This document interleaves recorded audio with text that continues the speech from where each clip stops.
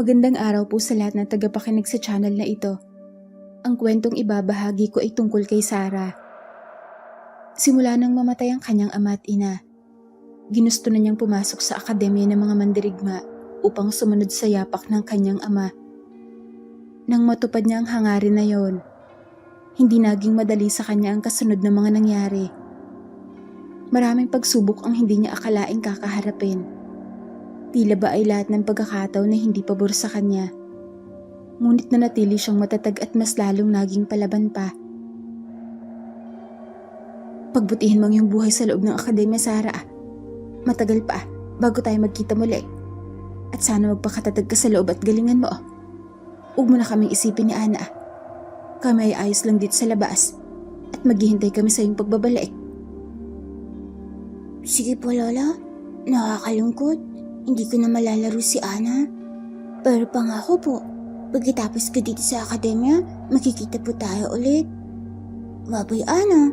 Huwag mong kakalimutan ng ate, ha?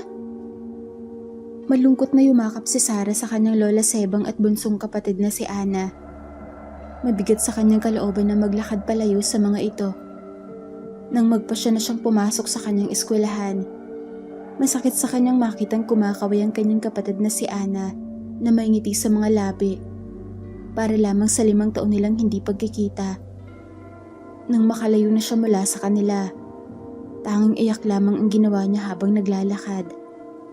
Panay ang punas ng kanyang luha na hindi naman niya namamalayang may mga batang sumalubong sa kanya at biglang pinatid ang kanyang paa.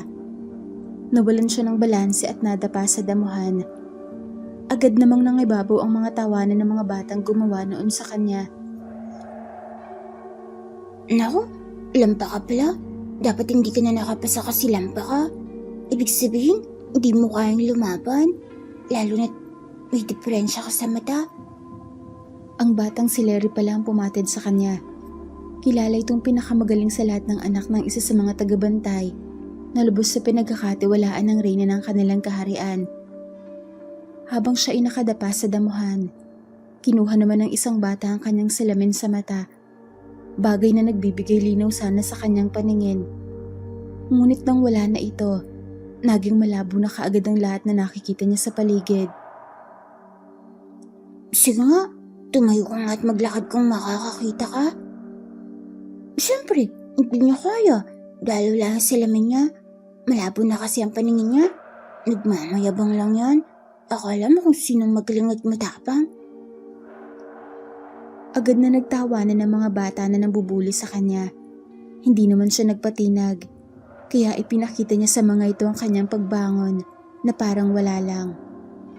Ang rason kasi niya, kapag pinakita niya sa mga ito na mahina siya, mas lalo lang siyang aapihin.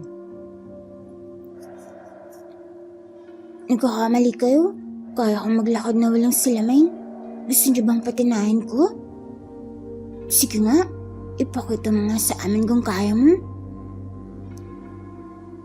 Humakbang siya kahit malabo ang mga bagay-bagay na nakikita niya. Nagtawanan pa ang mga ito dahil lumakbang siya palapit sa kanila. O diba? Kita ko ang daan. Anong daan? Nakaharap ka sa amin, no? Hangal lila lang. Hindi marunong makaramdam. Ay, akala ko, dito banda ang daan. Hindi kasi kita nakakita eh. Or sige na nga.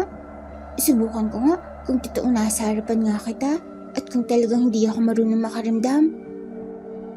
Walang ano-ano ay itinaas niya ang kanyang kamao at sinuntok sa mukha ang batang si Larry. Kasunod na ginawa niya ay ang mabilis na paghablot niya sa kanyang salamin sa kamay ng kasama nito, sabay takbo papalayo. Nang makalayo na siya, huminto naman siya at isinuot ang salamin niya na naging dahilan ng paglinaw muli ng kanyang paningin. Lumingon siya sa mga batang nang away sa kanya at sinamaan ng tingin ng mga ito. May lumapit naman na guro sa mga ito at nagtanong kung ano ang nangyari. Agad namang itinuro ng batang si Larry habang nagsusumbong. Napabulong na lamang si Sarah sa kanyang sarili. Nako, lagot. Mukhang kampiyan pala dito eh. Ano naman ngayon? Hindi naman ako tukot sa kanila. Kinawayan naman kaagad siya ng isang guro na lumalapit at siya naman sa kabila ng kaba na nararamdaman niya ay lumapit na lang din siya. Ikaw bata, anong pangalan mo? Sarah po. Totoo bang sinasabi nila? Sinuntok mo raw itong si Larry? Opo, malakas nga po eh. Abay, loko kang bata ka. Bakit mo naman siya sinuntok? Hindi pa nagsisimula ang klase na nanakit ka na ng kakampi? Bakit mo ginawa yon? Kalaban ka ba? Ha? Sabi niya kasi, susubukan ko raw siyang suntukin na walang salamin kung makakatama ako. Malabo po kasi ang mga mata ko. Kapag wala akong salamin, kinuha po nila ang salamin ko. Sabi nila, makukuha ko lang yun kung matatamaan ko itong batang iyakin na ito. Kaya pinatama ko. Gusto kong makuha ang salamin ko eh. Napakasinungaling mo naman. Hindi ko naman sinabi sinusuntukin mo ako ah. Oo nga, totoo po ang sabi ni Larry Guro. Hindi naman niya sinabi na suntukin siya. Nagsitinungaling lang ang batang siga na ito na akala mo kung sinong matapang. Dapat walang batang katulad ng dito sa akademya umaastang kalaban. Eh di dapat pala matatanggal din kayo dahil pinatid niyo ako kanina. Bawal palang ginoong bata eh. Sige po Guro, kung patatalsikin niyo po ako dapat sila din po. Kung ako lang patalsikin niyo, ang ibig sabihin, utu-uto kayo ng mga batang pangat nito.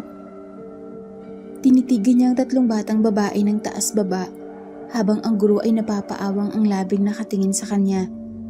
Tila ba'y hindi nito akalain ang mga salitang lumabas sa kanyang bibig.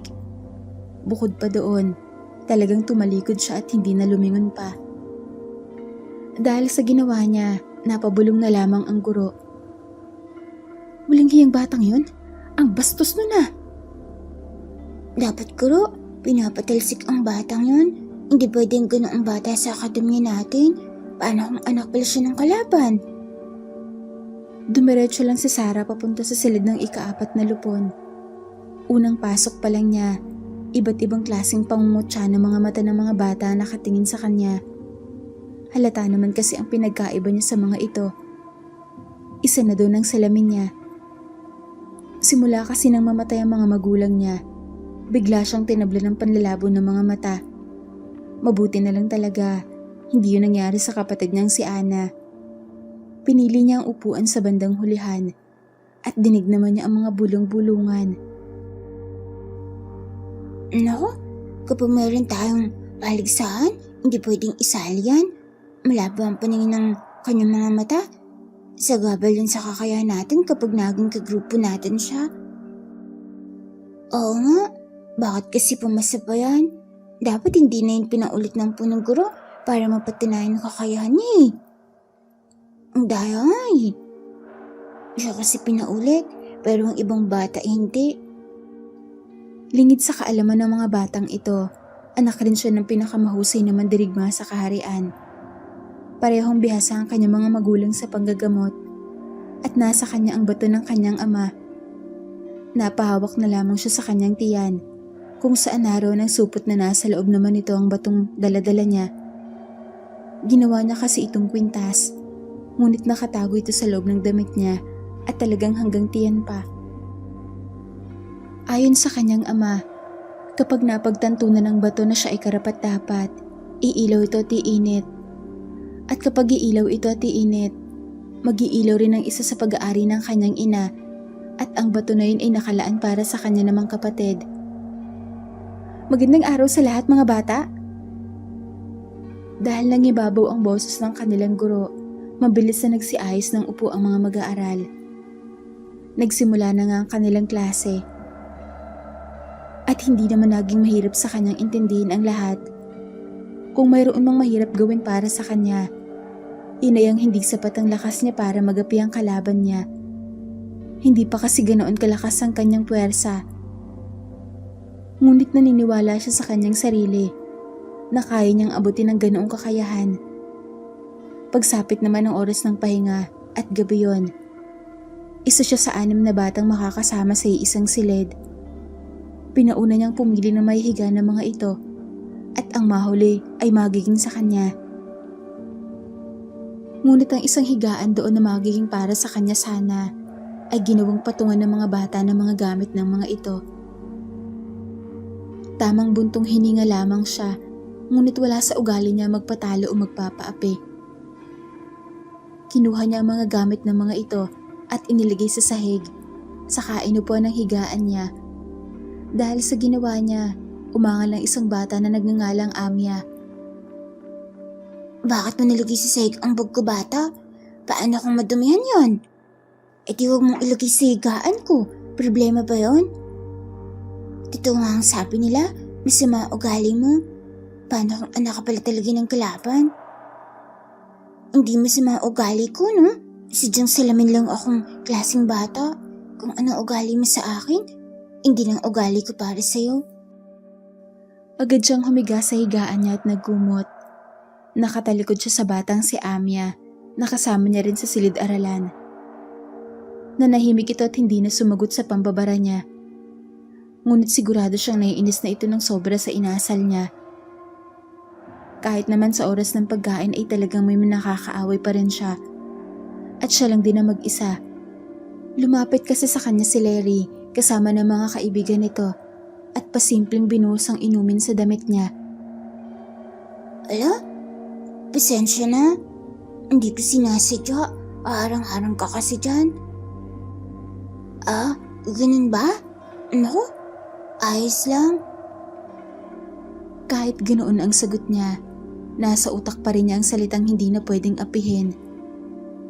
Kaya nang nagtawanan ng mga kasama nito dahil nadumihan ang damit na suot niya, nagkunwari siyang yumuko at pinunasan ng paa niya tapos biglang tumayo upang linisin ang sarili niya. Ngunit sinadya niyang sagiin ng kanyang ulo ang tray na hawak nito, kaya bumaliktad ito mismo sa dibdib ng sutil na batang si Larry. Ay, pasensya din. Hindi ko rin sinasadya. Dahil sa nangyari ay maraming nagulat. Napanganga naman si Larry na napatingin sa daliri dahil punong-puno na ng pagkain ng damit nito. Samantalang siya naman ay nagkunwaring inosente. Walang hiya ka? Di naman mo ang suot ng damit. Linisin mo ito. Ang sama talaga ng ugali mong pangit ka. Mukha ka namang basahan. Punasin mo ang damit ni Larry kung ayaw mong isumbong ka namin sa kaibigan ng nanay niyang guro. Walang kaso sa akin na punasin ko ang damit niya basta punasin niya rin ang damit ko. Aba? Sino ka ba sa tingin mo, ha?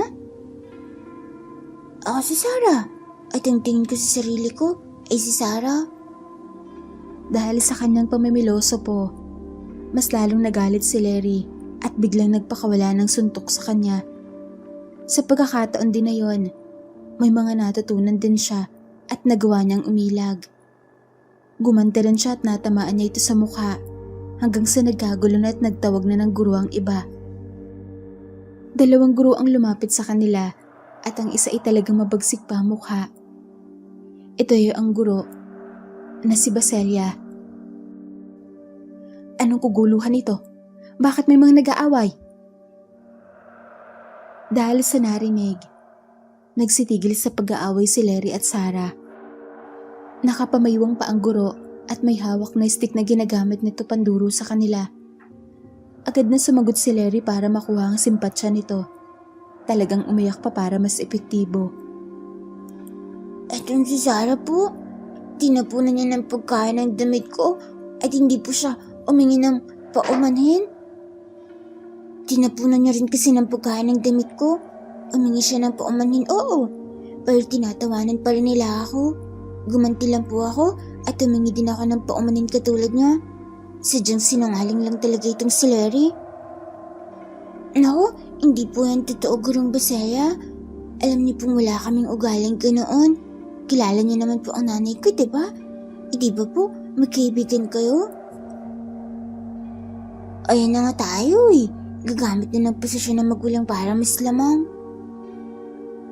Alam niyo ba na ang batang may masamang ugali ay hindi nababagay sa eskwelahan na ito? Opo, alam ko po yan. Baka itong si Sarah, hindi niya alam. Bagong salta lang naman siya dito At malinaw na anak siya ng kalaban. Alata naman sa ugali niya. Nagtanong pa ang guro sa ibang bata tungkol sa totoong nangyari.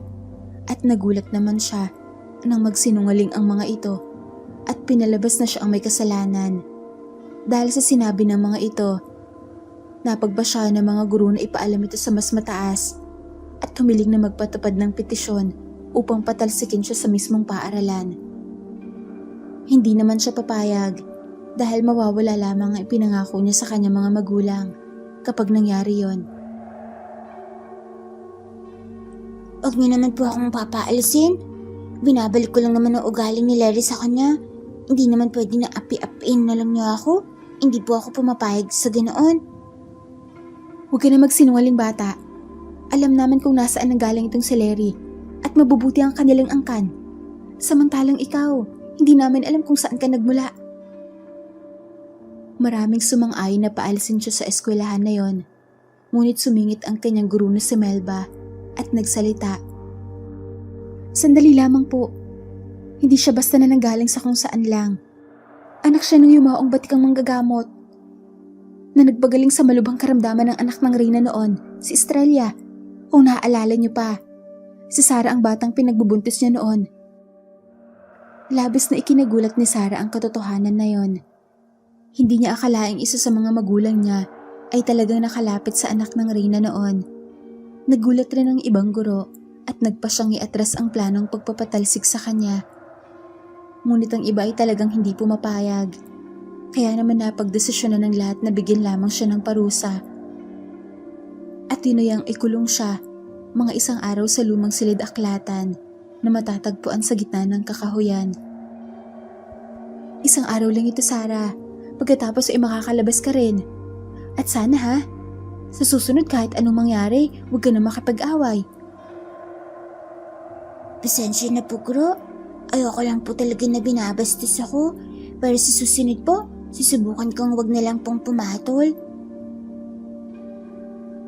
Naawa naman ang gurong si Melba sa kanya, ngunit wala itong magawa. Lumayo na ito sa kanya at isinara naman ng mga tagasunod ang pintuan ng lumang silid aklatan na yon.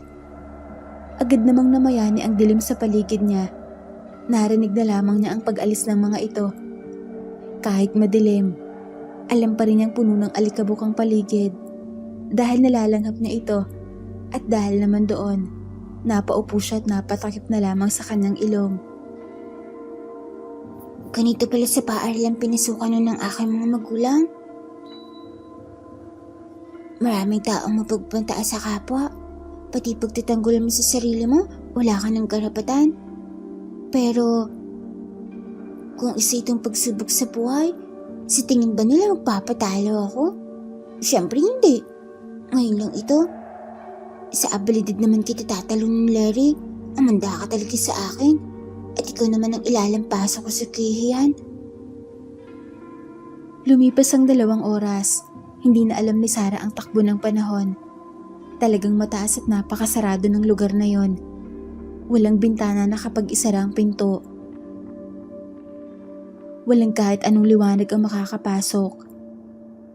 Nakaramdam siya ng gutom at tamang himas na lamang siya sa kanyang sikmura.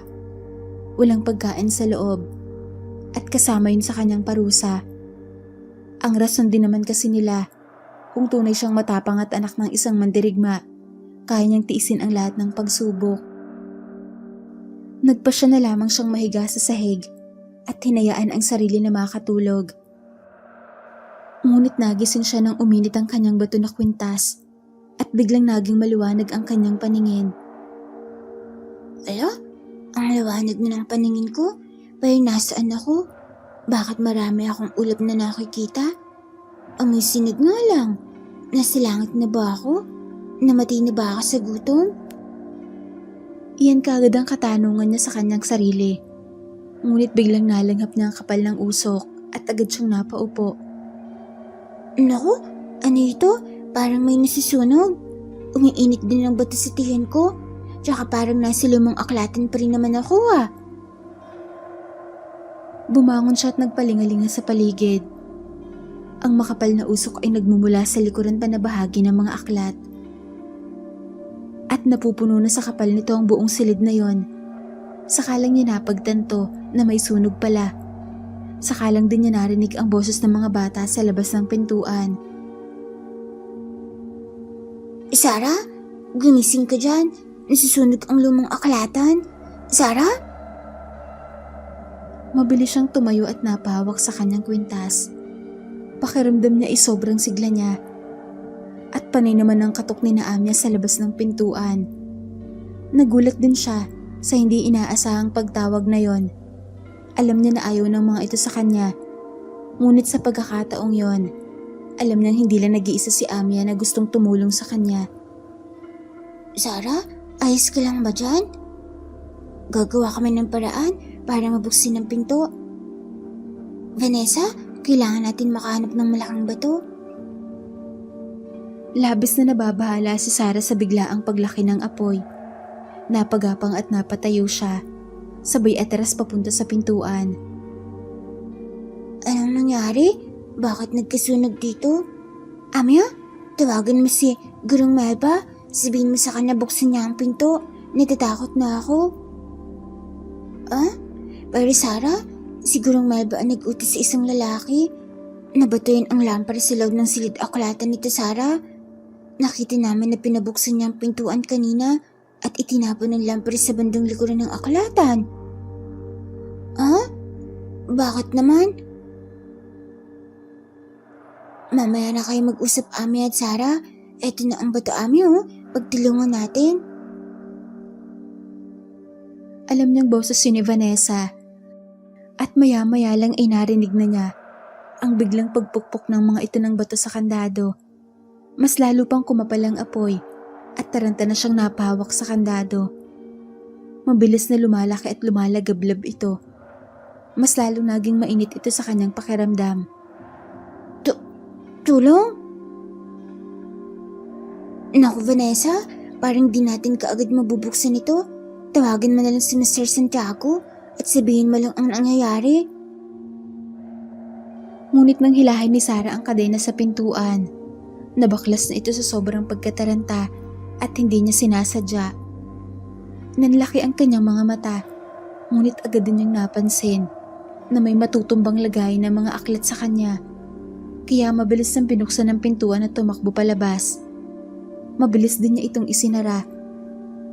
Nang ibabaw ang mga tunog ng mga nagsisitumbahang bagay sa loob ng lumang aklatan. At siya naman ay hingal na napatingin sa mga batang nasa harap niya. Si Amya, Vanessa at Mika, nalabis ang pag-aalala ng mga ito sa kanya. Nanlaki rin ang mga mata ng mga ito na nakatitig sa kanya at habang siya naman ay napatingin sa mga kamay niya. Paano ko nagawa yun? Nabuksan mo ang pintuan, Sarah? Ang lakas mo pala. Tsaka ang salamin mo. Paano na? Nakakakita ka na ba? Oo, Amya. Malinaw na ang paningin ko. At kahit sa dilim nga, malinaw na. May itinatago ka palang kakaibang kakayahan, Sari. Talagang nagulat kami ni Amya at Mika. Sobrang lakas mo sa ginawa mong yun. Napahawak na lamang siya sa kanyang tiyan at pinakiramdaman ang init ng bato sa loob ng kanyang damit. Napalunok siya sa isipin na baka yun nga ang naging dahilan kung bakit siya nagkaroon ng ganoong lakas. Isara niyo na ang pinto at baka makita tayo dito ni Gurong Melba. Alam mo ba ang dahilan kung bakit ginawa sa akin ni Gurong Melba, Amya? Hindi, Sari. Narinig ko lang ang sabi niya na kailangan mo raw mamatay dahil katulad ka lang daw ng nanay mo. Naawa kami sa'yo. Alam mo naman namin na wala kang masamang ginagawa. Hindi ka dapat pinapatay, Sarah. Nakakatakot, Sarah. Baka mamaya, kami rin pala gusto niyang mawala. Ganyan din ang iniisip ko, Mika. Nakakatakot tuloy siya. At baka ulitin pa niya ito kay Sarah. Huwag naman sana. Kung ganun, dapat pala tayong mas maging maingat pa. Bumalik silang apat sa eskwelahan at tahimik lamang ang paligid. Pinuntahan nila ang tinutuloy ni Mr. Santiago at sinabi ang nangyari sa lumang aklatan. Nagulat ito sa ibinalita nila at agad na nagpadala ng utos na puntahan ang nasabing lugar. Muli silang bumalik roon at itinuro ang nangyayari. Lumalaki na ang apoy roon. Nalabas na ikinabahala ng lahat. Diyos ko, ang mga lumang libro natin. Mga importanteng detalye ng pakikipaglaban pa naman ng mga naroon. Naroon pa ang mga kasaysayan ng mga matatapang nating mandirigma noong unang panahon pa. Mawawala na lang dahil sa pagkasunog. At paano naman pala nakalabas ang batang to? Binalingan siya ng tingin ng isang guro na si Baselia na nagtatanong. Dahil doon, kinabahan siya. Pero hindi na siya sumagot at nagkatinginan din silang apat na nababahala, ngunit nagtaas ng kamay si Mika. Kami po, pinukpok po namin ng malaking bato ang kadena sa pintuan.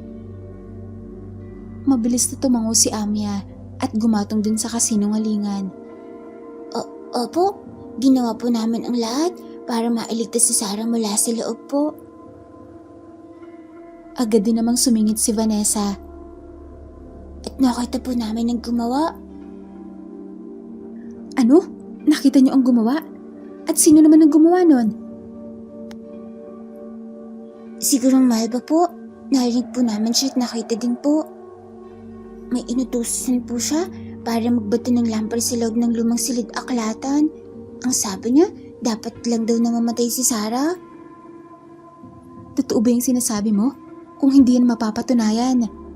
Alam mong isang paratang yan. Natahimik si Vanessa. Animoy natakot na at napayuko na lang. Hinawakan naman niya ito sa kamay at hinima sa braso. Dahil naman sa nilantad nito.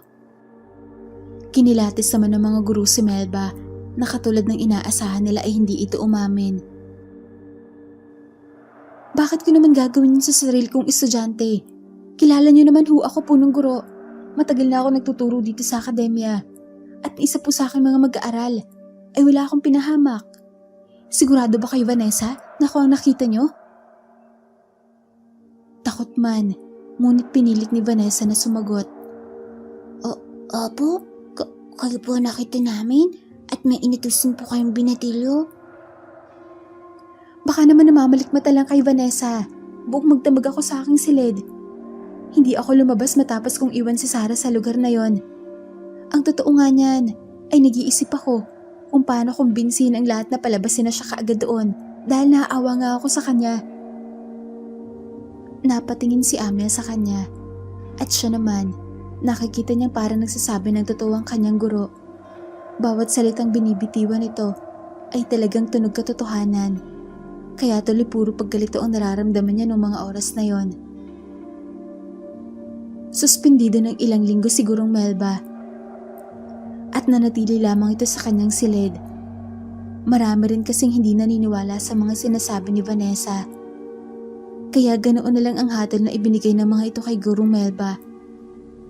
Siya naman noon ay pasimpleng kinausap ni Mr. Dignum at tinanong kung anong klaseng guro si Gurong Melba sa kanya. Hindi naman siya nagbigay ng pagsisinungaling na rason dahil ang totoo ay naging mabuting guro sa kanya ang babae. Pero po kung sakaling hindi siya, makikita ko rin naman na hindi nagsisinungaling sina Amya. Nakita ko ang takot sa mga mata nila sa aming guro. Ang ibig sabihin, hindi sila nagsisinungaling. Dahil naman sa tinuran niya, nagtaka naman ang kaharap niyang guro. Agad siya nitong pinabalik sa kanilang silid. Naging silbing aral din sa kanya na akademya na eh. Nagsilbing aral din sa akademya na yun ang ganoong pangyayari. Pinangako naman ng mga guro na wala ng batang mapaparusahan ng ganoon. Muling humarap si Sarah sa pag-aaral at sa pagkakataon na yun, sigurong Baselia na ang kanilang pang-temporaryong guro. Dahil naman sa napalitan ng kanilang guro, marami sa mga kaklase niya ang ayaw rito at nahihirapan din. Masyadong mahirap ito sa pagbibigay ng pagsusulit. At bukod pa doon, madalas siyang napapansin. Lalo na't hiniram nito si Larry sa sarili nitong lupon at isinama sa kanilang silid-aralan mayroon pa silang kasamang isang batang lalaki na isa rin sa kilalang magaling lumaban. Larry, maaari mo bang ipakita sa kanila ang iyong kakayahan sa pakikipaglaban? Sige po, Guro. Walang problema po. Sumulya pa si Larry sa kanya at tinaasan siya ng kilay. Hindi siya umimik. Ayaw na niya kasing makalikha pa ng isa pang gulo dahil sa Larry na ito. Dahil sa hindi niya ito inimikan, sinamaan lang siya nito ng tingin at nagpakitang gilas. Humanda ang batang lalaki na medyo mas matanda lang ng konti sa kanila at ganoon din si Larry. Parehong may hawak na espada ang dalawa. Ngunit walang talim yon dahil gawa lamang yun sa kahoy. Nang umatake na si Larry, nakailag ang lalaki at ilang ilag at pagsangga din ang ginawa ng lalaki bago ito natalo ni Larry kalaunan. Labis naman ang pagkamangha ng lahat at nagpalakpakan. Nakita niyo na? Sobrang husay, hindi ba? Ibig sabihin, malaki ang tsansa ni Larry na mapabilang siya sa mga tagabantay ng Reyna. At kung hindi niyo kayang gawin ng ganitong abilidad, mananatili lamang kayong alalay niya. Mayroon ba dyan sa inyo ang gustong sumubok? Hindi siya umimik sa una, ngunit biglang nagsalita si Larry. Gusto kong makita ang kakayahan ni Sarah, Guro. Sa pagkakaalam ko kasi, binigyan siya ng isa pang chance sa punong Guro para subukan ng kakayahan niya. Samantala ang iba hindi na. Gusto kong malaman kung ano ang meron sa kanya, kung bakit pabor sa kanya ang punong Guro sa ating akademya. Dahil sa sinabi ni Larry, sumang-ayon ang ilan sa kanyang mga kaklase at kinumbinsi siya ng mga ito na ipakita ang kanyang kakayahan.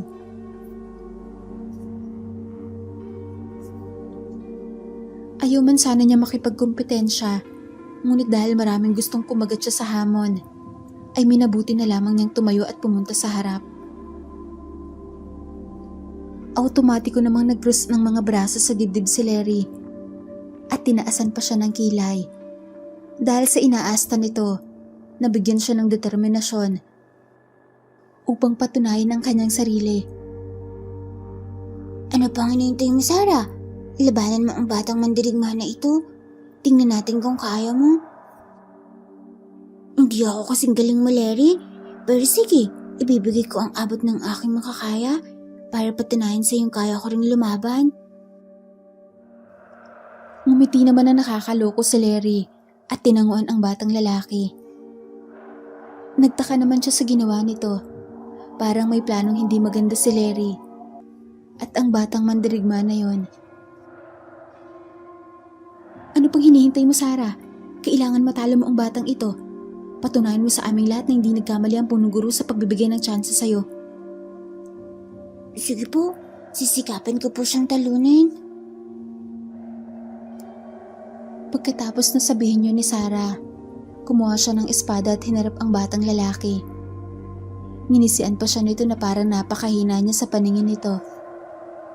Una siyang umatake at isang hampas ng lalaki ng espada ay nabali ito. Naging dahilan ng pagtawa ni Larry. Napatingin siya sa espada na hawak niya. Napailing siya na parang sinabotahe ito, kaya hinawakan lamang niya yun at sa harapan ng lahat, binali niya ang putol ng bahagi na yon. Maraming namangha sa kanyang ginawa, lalong-lalo na ang guro nila. Paano mo nagawa yon? Ala, ang lakas mo nga talaga, Sarah. Nagawa mong baliin ng ganoon kadali ang kaya na espada. Si Larry naman, napakayom ng kamao. Sa isiping na insulto siya sa pangahamon niyang yon, ang mga kaklase naman niya ay nagpalakpakan. Siya naman ay napatingin sa kanyang mga palad at nagtatanong sa kanyang sarili kung paano ni Sarah nagawa yon. Ngunit syempre nang humupa ang init mula sa bato, doon niya naintindihan na gumagana na ang kapangyarihan nito. Sus, hindi mo naman napatumba si Esteban. Madali lang naman kasing bali ng kahoy na yan dahil may putol naman talaga yan. Aboy baka nga siguro. Ibig sabihin, si Larry pa rin na nakakatalo sa ating batang mandirigma. Palakpakan natin si Larry, mga bata. Dahil sa usaping yon, pumalakpak naman ang mga batang kaklase ni Sarah, ngunit walang sigla. Lahat kasi ay nakakita kung ano talaga ang nangyari. Kaya para sa mga ito, hindi karapat-dapat palakpakan si Larry. Kung para naman sana yun sa kanya. Dahil naman sa nangyari sa araw na yon, nakarating ito sa punong guro. Kaya naman nagtalaga ng hamon ang guro na patunayan sa harap ng lahat kung sino ba talaga kay Sarah at Larry ang tunay na malakas. Unang pagsubok na kanilang hinarap ay ang pagiging asintado. Sa pagkakataon na yon, uminit na naman ang kanyang bato. At habang itinututok niya sa target ang pana, may kung anong enerhiya siyang nararamdaman na parang tinutulak ito na labas ang ipinagtataka. Huwag kang magpakampante, Sarah. Alam nating dalawa kung sino ang magaling dito. Ibig mo bang sabihin? Ikaw? Sige na lang. Baka kasi umiyak ka dyan kapag sinabi kong ako. Iyakan ka pa naman.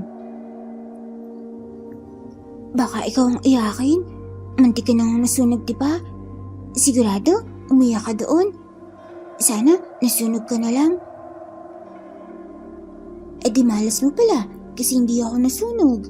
Ibig sabihin, araw-araw kong maasar sa mukha ko pa lang at dadagdagin ko pa ng pang-aasar para wala ng pahingang inis sa katawan mo. Nag-i-anunsyo ng isang guro na simulan ang pagpapana. Nang bitawan niya ang kanyang pana, nag-iba ang direksyon nito at halatang halata ang tila may nagpaiwas dito. Natawa naman si Larry sa nangyari at nilapitan naman siya ng isang guro at tinanong, "Anong meron, Sarah?" Kakaiba po ito. May malakas na pwersa na kumukontrol sa pana ko, guro. Anong pwersa? Matutukoy mo ba kung sino ang gumagawa? Sa tanong na yun ng guro, pumikit siya. Ngunit habang nakapikit siya, ay may nakita siyang dalawang imahe. Isang taong pinakausapan na gumamit ng itim na mahika upang dayain siya at isang salarin. At ang imahe ng salarin na nakikita niya sa kanyang isipan ay kilalang kilala niya. Naghiyawan naman ang mga tao dahil nanalo si Larry. Ngunit ang iba ay nagtataka sa nangyari. Nagtaas ng kamay si Mr. Santiago upang patahimikin ang lahat at inanunsyo na alamin muna kung ano ang nangyari sa palaso niya. Kapag nalabanan ko po ang pwersa, manghihina ang may utos. May utos? Ibig sabihin dinadaya ka? Yun po ang napapansin ko, guro. May dumadaya sa laro ko. Maraming nagulat sa sinabi niya at nagsalita pa ang guro na kumakausap sa kanya. Kung ganon, sino ang dumadaya sa'yo? Ayoko po magsalita dahil marami pong hindi maniniwala. Pero susubukan ko pong patunayan. Kung ayaw niyang mahuli, tigilan niya ang pangontrol ng aking kakayahan. Dahil kapag ako mismo ang nagkontrol ng itim na mahika niya, manghihina ang nagbenta ng kaluluwa upang gawin ito sa akin. Sus, ang dami mong drama, Sarah. May kumukontrol naman sa'yo o wala. Matatalo ka pa rin dahil hindi ka naman talaga magaling. Hayaan mo siyang patunayan ng kanyang sarili, Larry. Sige na, gawin na natin ang sunod na pagsubok. Ang sunod na pagsubok ay ang paghaharap nila ni Larry. Pareho silang may hawak na espada. At muli ay nararamdaman niya ang kumukontrol na enerhiya. Dahil doon, nilabanan niya ang enerhiya na yon sa pamamagitan din ng malakas niyang pakiramdam.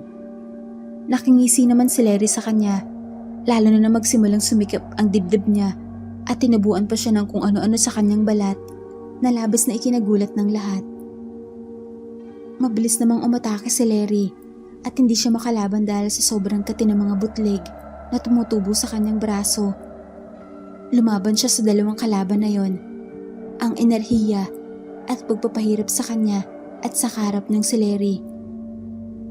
Ang ginawa niya, hinarang niya ang kanyang sandata at naputol ito. Kaya pinalit niya ang kanyang braso na ikinamangha ng lahat. Sa paglabas ng malakas ng puwersa, tumilapon si Larry at nabuksa kaagad ang malakas na enerhiya. Pumikit pa siya at ibinalik sa nag-utos ang kanyang karamdaman. Nawala ito sa katawan niya at nagulat ang lahat nang biglang may sumigaw. Ala, ang gurong ba siya?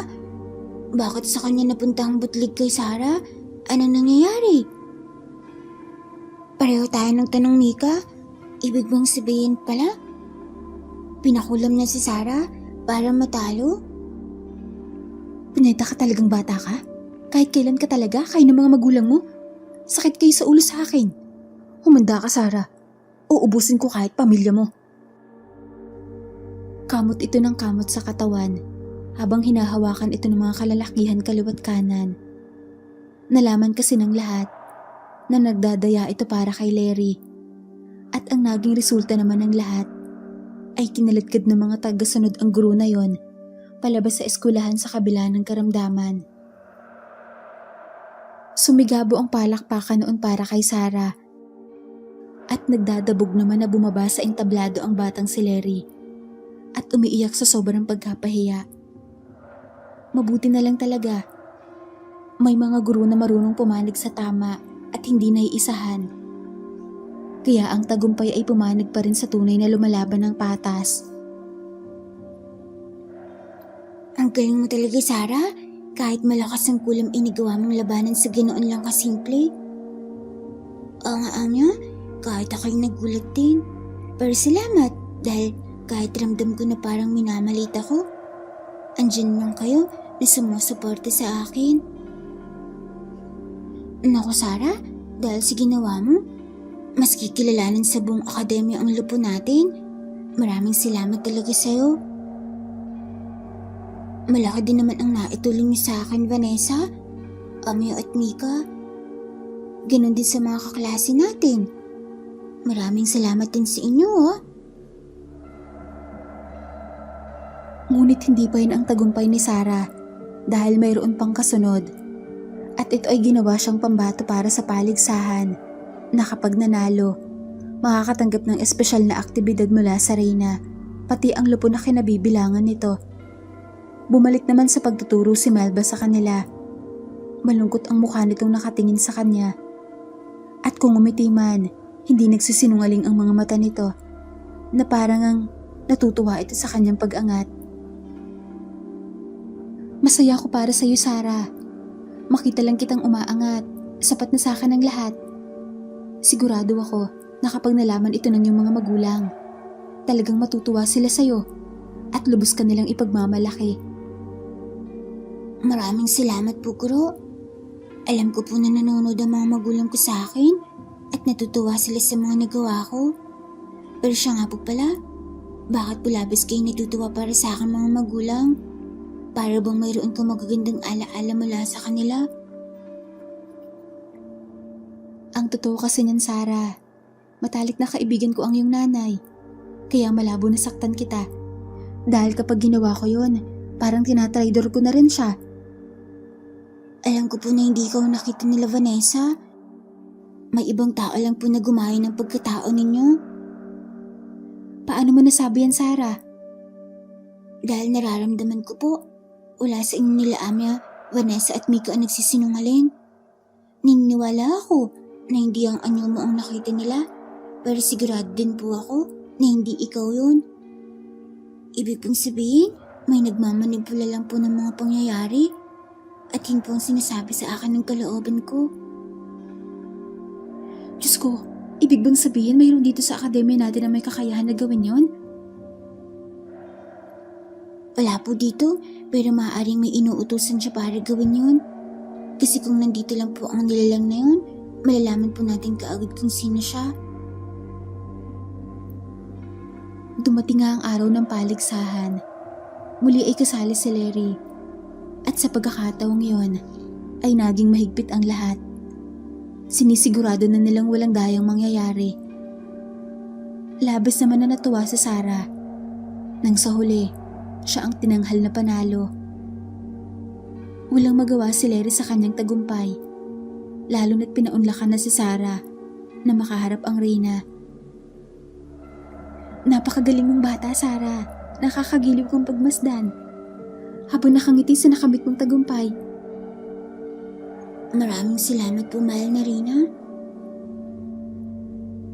Dahil mabilis ang iyong pag-angat, ikaw at ang iyong lupon na ipapadala ko sa sentro malapit sa bayan upang bantayan ang ating mga manggagamot sa kanilang trabaho. Sa ganoong paraan din ay makakakuha kayo ng kaalaman kung paano ang takbo ng ating kaharian. Nais kong tulungan ninyo ang mga taong nangangailangan ng iyong kakayahan. Talaga po? Naku po, iyon po talaga ang hangad ko noon pa, ang makapunta sa ibang bayan at makatulong na rin po, lalo may dugo rin po ako manggagamot. Napakabusilak ng iyong puso, Sarah. Nagmana ka nga sa iyong ama at ina. O sige, bukas mismo, ipapadala ko kayo at ang mga kasama mo sa lugar na yon. Maraming salamat po, mahal na Rina. Labis na ipinagbunyi ng kanilang lupon na napakagandang balita na yon. Masaya silang tumungo sa nasabing lugar ng Reyna at doon isinimula ng kanilang trabaho. Doon naman ay mas tumindi ang pagsubok na kanilang kinakaharap. May dumating na malubhang sakit at nakakahawa. Kahit gaano kabihasa ang mga manggagamot sa kanilang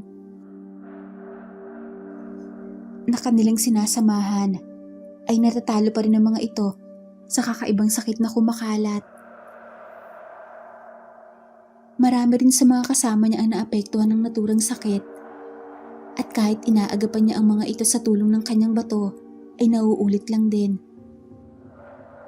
Iba na ito, Sarah. Mahirap na talaga itong lutasin. Kaya natin to, mga bata. Kung walang tigil ang sakit, sigurado akong may puwersa sa likod nito. Ikaw, Sarah, ano sa pakiramdam mo ang nangyayari? Tama ka po, Guro. Ramdam ko may kakaiba sa mga sakit na to. Nakakahawa at gawa sa itim na mahika. Kailangan natin malaman kung sinong may gawa nito. Ang masaklap pa noon dahil mas natamaan ng malubha ang kaibigan niyang si Mika. Mabilis ang pag-epekto, kahit may kakayahan siya magpagaling ng mabilis, ay talagang huli na ang kanyang pagkilos. Binawian na ng buhay ang kanyang kaibigan na labis silang ikinaluksa. Sobrang lakas nila, Sarah. Anong gagawin natin? Wala na si Mika. Ang ilan sa mga kaklase natin nahihirapan na rin. Abang tayo, ang lumaban lang ng pisikal ang kaya nating gawin. Huwag kang mawala ng pag-asa, Vanessa. Sisikapin nating malutos ito. Ngunit ibang panalalaki ang ginagawa nila, Sarah. Alam ko, Amya, pero hindi sa lahat ng pagkakataon wala tayong magagawa. Tama na si Mika ang kinuha sa atin. Huwag na tayong pumayag na may maidagdag pa. Nasa kasalukuyan silang pag-aalala nang biglang lumapit sa kanilang isa nilang kasamahan at may ibinigay na sulat sa guro. Binasa yun ng kanilang guro at para pala kay Sarah ang sulat at nagsasabing pagbabayaran na raw niya ang ginawa niya sa kung sino man ang nagsulat na yon. Matutulad din daw siya sa kung paano namatay ang kanyang ama at ina. Idadamay pa raw nito ang pamilya niya. Malaman lang talaga kung sino ang ilan pa sa pamilya niya ang natira. Labis siyang nanlumo matapos marinig ang pagbabasa ng guro sa nakakatakot na liham na yon. Natatakot siya na baka puntiryahin din ng mga kaaway nila ang kapatid niyang si Ana at ang kanyang lola Sebang. Diyos ko, ano po ang gagawin ko? Pati pamilya ko, pinagbabantaan na. Sino pala yan, Sarah, na mayroong malaking galit sa'yo? Dalawa lang ang galit sa kanya, Amya. Si Larry. At ang gurong Baselya na yun. Napatalsik kasi siya sa akademi dahil kay Sarah. Pagkalipas ng mga araw, may sumunod pang nabawas sa mga taong importante sa kanya. Natabla na ng malubhang sakit ang kanilang guro na si Melba. At sa bilis ng epekto nito, binawian na rin kaagad ng buhay na labis na ikinadurog ng kanyang puso. Wala ring magawa mga kasama nilang manggagamot. Wala na ang ating guru, Sarah. Sino ang susunod? Ako ba? Si Vanessa? O ang iba nating kasama? Ayoko pang mamatay, Sarah. Anong gagawin natin? Hindi ko alam, pero gagawa ko ng paraan. Aalamin ko ito. Rumagasa ang mga luha sa kanyang mga mata. Sa takot na inuunti-unti ang mga kaibigan niyang malapit sa kanya. Wala na ang matalik na kaibigan ng kanyang ina, na minsan ay parang naging ina rin sa kanya. Matinding galit ang kanyang naramdaman. At dahil doon, inilabas niya ang bato niya at nagsusumamong nakiusap. Nakikiusap ako. Bigyan niyo ako ng lakas upang labanan ang lahat ng pagsubok na ito. Dahil sa sinabi niya, umiilaw ang batong yon na ikinagulat naman ng lahat. Ramdam niya ang enerhiya na bumabalot sa kanyang pagkatao at biglang may puwersa siyang naramdaman na tila nais siya nitong pumikit. Pinaunlakan lang niya ito at sa kanyang balintataw, nakikita niya roon ang grupo ng mga mangkukulam na talagang naroon pa si Baselia at ang mga magulang ni Larry.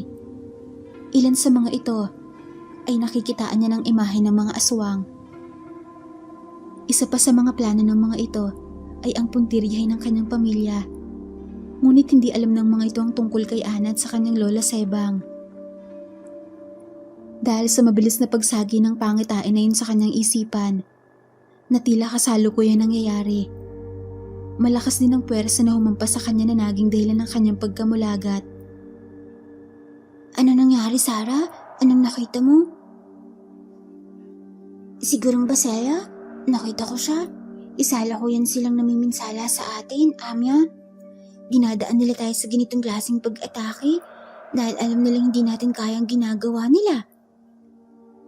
Ariko? Sarah, sobrang sakit ng katawan ko. Ako na yatang inaatake nila. Dahil sa napansin nila nasasaktan si Vanessa na talagang namimilipit sa sakit, mabilis na itong hinawakan. Kumapit ka, Vanessa. Lumaban ka. Amya, kailangan ko lahat ng mga manggagamot. Amya, kailangan ko lahat ng mga manggagamot. Umawa kayong lahat sa akin. Dahil sa anunsyo niya, mabilis na tinawag ni Amya ang lahat ng may sakit na ganoon na kumapit sa kanya. Walang nagturo sa kanya kung ano ang dapat gawin, ngunit ramdam niya na iyon ang dapat gawin para makalaban. Nagmamadali namang lumapit sa kanya ang lahat. At siya naman ay pumikit. Uminit ng uminit lalo ang kanyang bato at nadagdagan pa ito ng enerhiya ng mga manggagamot na nakasuporta sa kanya. Sumali rin ang mga kasamahan niyang may masigla pang kalusugan upang magbigay ng dagdag lakas sa kanya. At dahil doon, ramdam niya ang malakas na enerhiya na bumabalot sa katawan niya. Nagkabanggaan ang lakas ng bawat panig. Puwersa nila at puwersa sa panig ni Gurong Baselia. Lumakas ang hangin sa kanilang paligid, dulot ng pinagsama-sama nilang puwersa, at talagang hindi naging madali sa kanila ang lahat. Halos maubusan ng hininga si Sarah sa kanyang hokus-pokus na ginagawa para lamang mailigtas ang mga kasama niyang nadedehado na. Kitang-kita niya rin sa kanyang balintataw ang nahihirapang panig nila Baselia.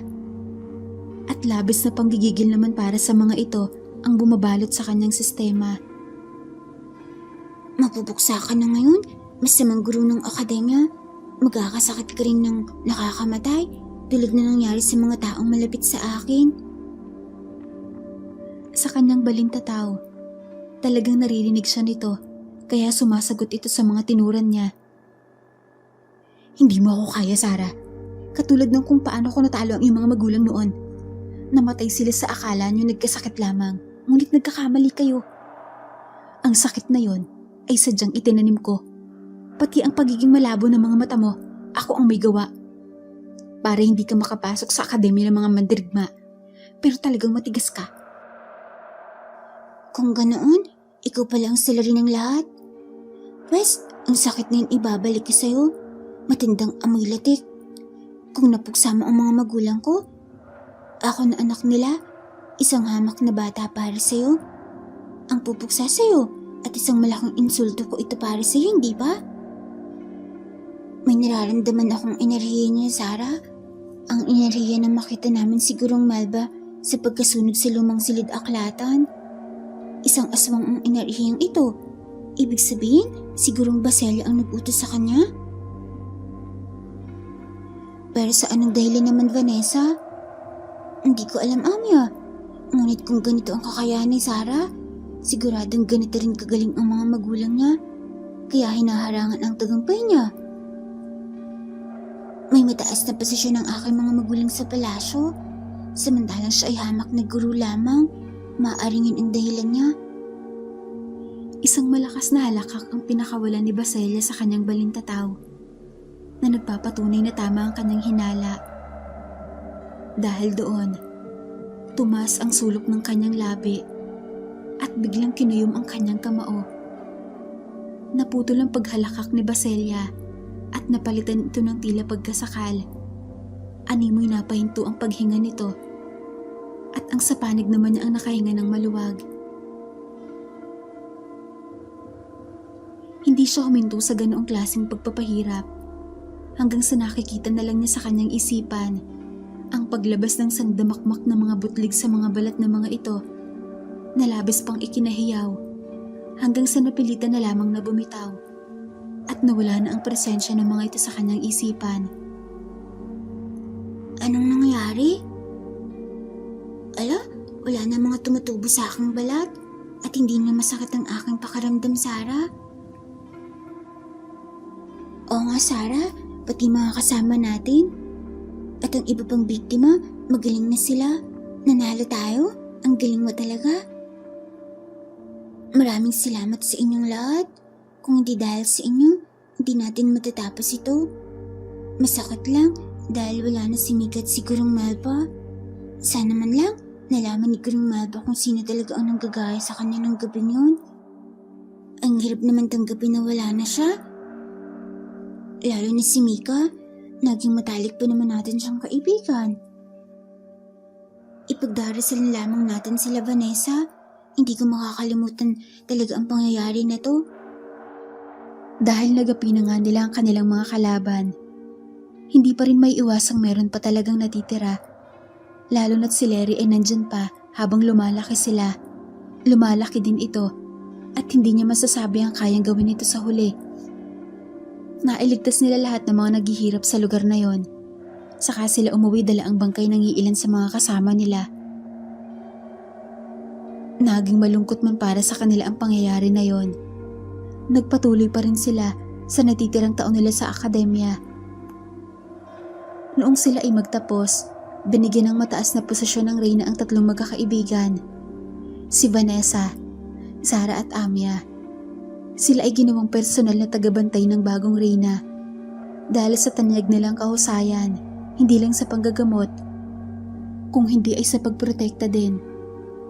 Naisin man niyang bumalik sa kanyang pamilya, ay pinili na muna niyang wag muna dahil alam niyang babalik pa si Larry at hindi niya sigurado ang mga hakbang nito.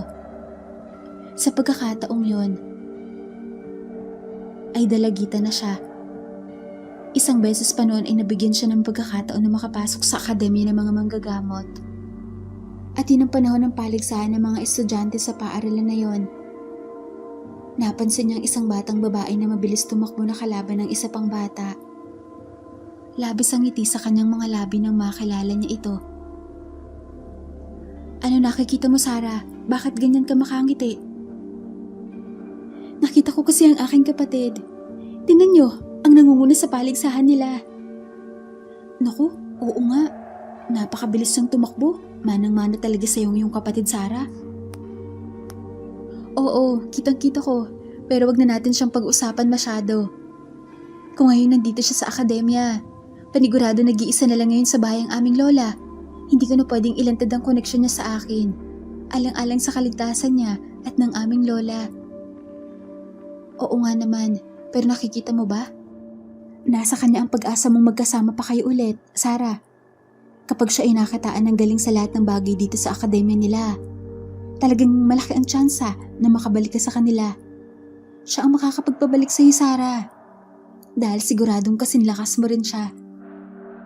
Lingid sa kaalaman ng kanyang kapatid, pinapanood niya ito sa di kalayuan. Sinasadya niyang huwag magpakita kahit na may pagkakataon na nagkaroon ito ng kaaway. Ang tanging nakakaalam lamang na kapatid niya ito ay si Mr. Dignum. Si Mr. Dignum kasi ay pinsan ni Mr. Santiago sa kanilang akademya. Alam niyang may ginawang pagsasabotay ang isang guro noong araw ng pagsusulit nila Ana sa bolang kristal. Gamit ang kanyang kakayahan, ay inalis niya ang bisa ng harang nito. Kaya nang hawakan ito ng kanyang kapatid ay umiilaw ito ng isang beses. At alam yun ni Mr. Dignum. Mukhang katulad mo, mabilis ding umangat ang iyong kapatid, Sarah. Wala rin pinagkaiba ang mga pagsubok na pinagdaanan niya sa mga pinagdaanan mo. At katulad mo, palaban din siya. Nagsilbi din siyang salamin sa mga taong nakakalaban niya. Oo nga, Vanessa eh. Masaya ako dahil hindi siya naging duwag sa lahat ng mga pagsubok. Alam kasi niyang sinasaktan din ito ng mga kapwa estudyante nito. Ngunit nagiging mautak ang kapatid niya at nakakagawa ito ng patibong. Natuklasan ng mga guro ang tunay na ugali ng estudyante na nambubuli rito na si Dior. Kaya napatalsik na ito sa eskwelahan. Pagkalipas ng 5 taong pag-aaral ni Ana sa akademya at nagdalaga na rin ito. Pinadala din ito sa isang bayan upang manggamot kasama ang matalik nitong kaibigan. Nakagawa naman ng mga kapansin-pansing paraan ng panggagamot si Ana at napansin din ito ng Reyna. Pinatawag ito ng Reyna at kinausap. Labis ang kanyang tuwa nang hilingin ito sa Reyna na makita siya at nagulat pa siya nang ipatawag siya ng Reyna. At yun kauna-unahang pagkakataon na nakaharap niya ang kapatid niya bilang kapareho na niyang dalaga. Ana, kapatid ko. Ate Sarah, naku, namimiss na kita ng sobra. Sobrang higpit ang kanilang pagyakap sa harapan ng Reyna. Natuwa naman ito at pinuri silang pareho. Maraming salamat, mahal na Reyna. Tunay na napakabuti po ng inyong puso. Ito lamang ang paraan ko upang mas maging kumpleto at buong pasasalamat ko sa inyong mga magulang noon. Lalo na ang inyong ina na nagligtas sa buhay ko noon mula sa bingit ng kamatayan. Tama po ba ang narinig ko, ate? Ang ating ina? Iniligtas ang Reyna mula sa kamatayan? Oo, Ana. At sa aking guru ko lang din yun natuklasan. Naku, mukhang marami pa kayong pag-uusapan ng magkapatid. Bibigyan ko kayo ng panahon upang makasama pa ang ilan sa natira pang miyembro ng inyong pamilya. Dahil sa sinabi ng Reyna, labis na galak ang kanyang naramdaman. At sa wakas ay muli niyang makikita ang kanyang lola Sebang. Nang magkita naman sila ng kanyang lola, hindi na niya naiwasang maiyak at napayakap rito ng mahigpit. Naging emosyonal ang pagitan nilang tatlo noon at kanya-kanya pa silang kwento noon sa kanilang karanasan.